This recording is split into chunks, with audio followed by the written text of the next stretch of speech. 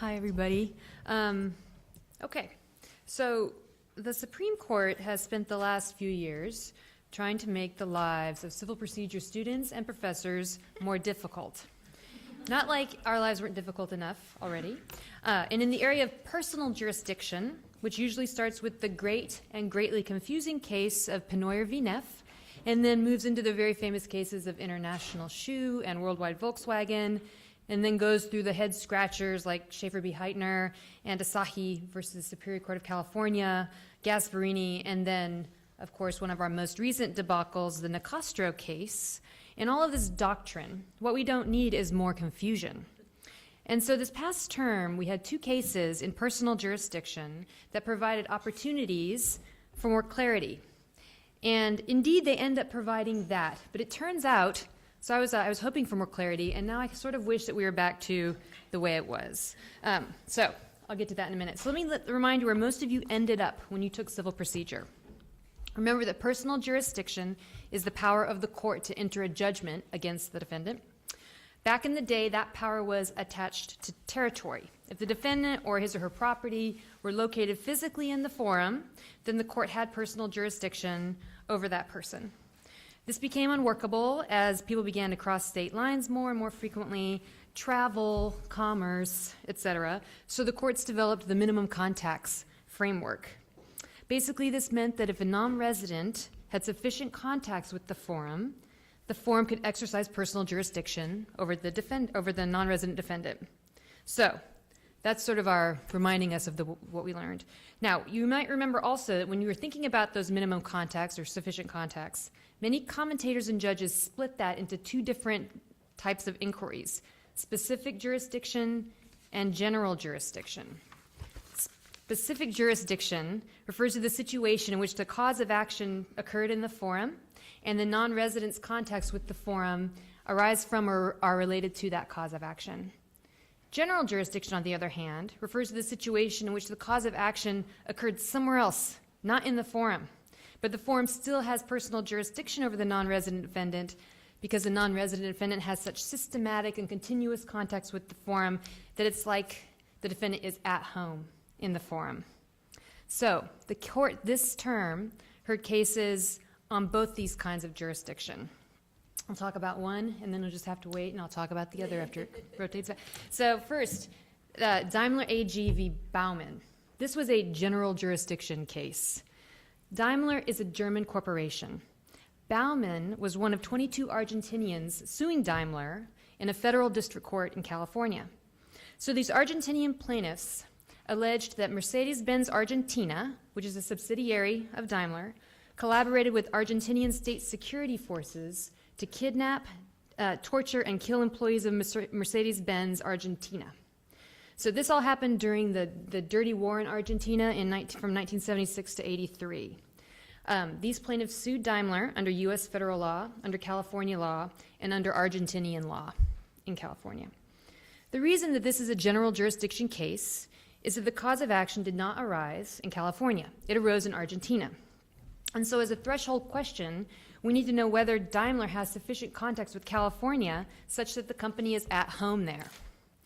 So the plaintiffs argued that because California had personal jurisdiction over Mercedes-Benz USA, which is a Delaware corporation that has extensive contacts in California, they had, by association, personal jurisdiction over Daimler, who's like the parent corporation of Mercedes-Benz USA. The defendant, naturally, argued that this kind of loose stringing together of contacts and associations from the forum to a parent company doesn't afford due process to the parent company. So the district court agrees with Daimler. They granted the motion to dismiss on the basis of lack of personal jurisdiction. The Ninth Circuit, on the other hand, reversed, saying that Mercedes-Benz USA was Daimler's agent in California. And as you may remember, if there's personal jurisdiction over your agent, there's personal jurisdiction over you. So off we go to the Supreme Court. Justice Ginsburg writes the majority opinion for 8 members of the court. Justice Sotomayor concurs in the judgment, so we have broad agreement, clarity, if you will. Justice Ginsburg noted that even if you assume Mercedes-Benz USA was Daimler's agent, as the Ninth Circuit did, that does not support the exercise of general jurisdiction. She followed on from her opinion from a couple years ago in Goodyear and insisted that general jurisdiction requires that the defendant be essentially at home, and that where your agent is at home is not where you are at home. At home. I keep saying at home because that's the actual words they continue to use. What this means, as a practical matter, is that general jurisdiction over corporations is going to be limited, in most cases, to the two places that the corporation has citizenship: place of incorporation and the principal place of business.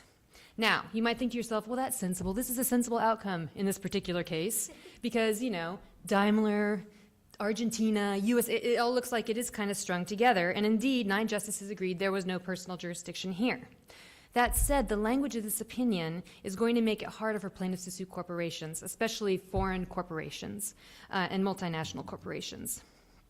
In the past, what you may have learned is that a court has personal jurisdiction over a corporation, not just where it's incorporated and not just in its principal place of business, but any place where it had sustained, continuous, systematic contacts.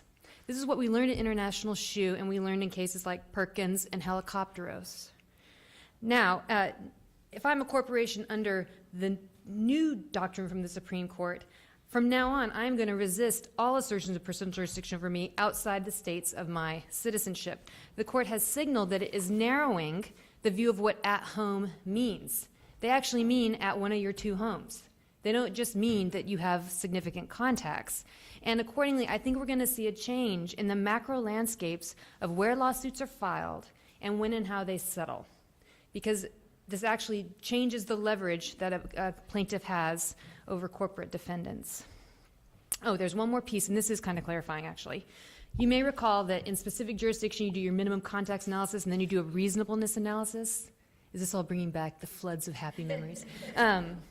So you ask, are there minimum contacts? Yes, but you have to then ask, is it reasonable to exercise jurisdiction? So for a long time, there's been confusion about whether or not you still did that reasonableness bit when you do general jurisdiction. And so some courts said yes, some courts said no. Justice Ginsburg clears all this up in a footnote. She says that the reasonableness inquiry is applicable only in specific jurisdiction situations, not general jurisdiction situations, because conducting a reasonableness inquiry is superfluous if you've already decided that the corporation is at home. It is, therefore, just de facto reasonable to sue them or to exercise personal jurisdiction over them if they're already at home there. So with that, we'll move on, and you can just wait for the specific jurisdiction case that's next.